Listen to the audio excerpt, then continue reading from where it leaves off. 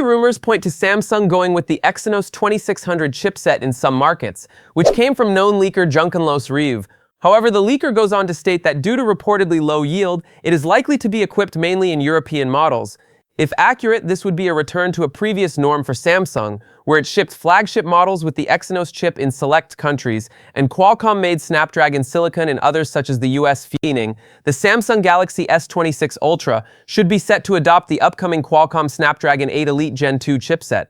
Digital Chat Station believes that the CPU will run at 4.6 GHz, with the GPU clocked at 1.2 GHz, while leaked firmware for the S26 Ultra hints at the Snapdragon 8 Elite 2 chip as well.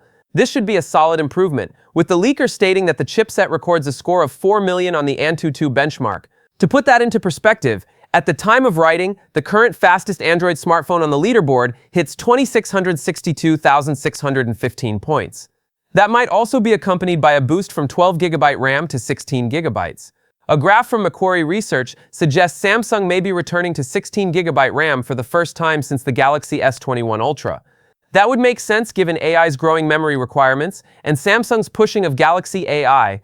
And, on that note, there's talk of Samsung integrating Perplexity into the company's Bing digital assistant. While nothing has yet been revealed about storage space, it seems safe to assume there won't be any advancement on the currently available configurations.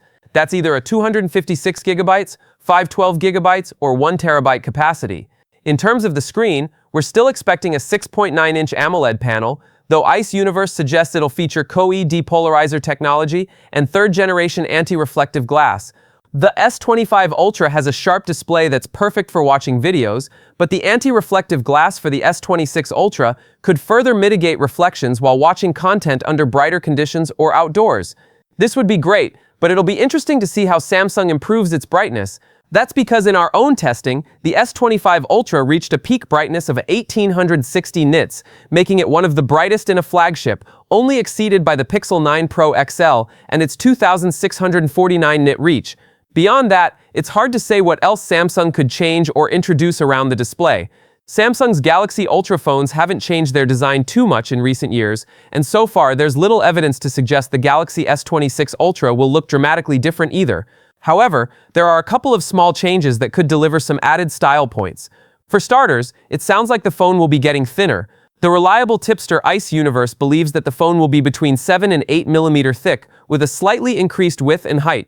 For reference, the S25 Ultra is 0.32 inches, 8.1 mm thick, meaning the change might barely be noticeable or quite a big difference, depending on where exactly it lands.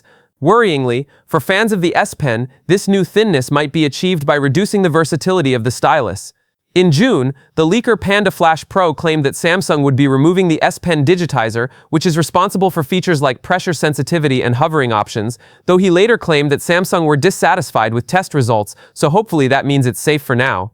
More dramatically, the Korean leaker Crow has tipped the Galaxy S26 Ultra to be the first non-folding Samsung phone to adopt an underscreen camera, ditching the hole-punch-sized cutout that sat at the top of the screen on the company's phone since 2019.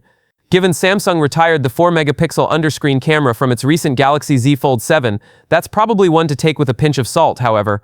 In recent years, Samsung has been pretty consistent with the release date of its S-series phones. While the phones used to arrive in spring as late as May 29 in the case of the Galaxy S3, since 2019, the handsets have been released no later than March 6 with launch events held in January or February. It's been trending earlier too. The Samsung Galaxy S25 arrived on February 7, while the S24 launched on January 31st. In other words, it's extremely likely that the Samsung Galaxy S26 Ultra will be on shelves by mid-February, with an event around 2 weeks ahead of release day.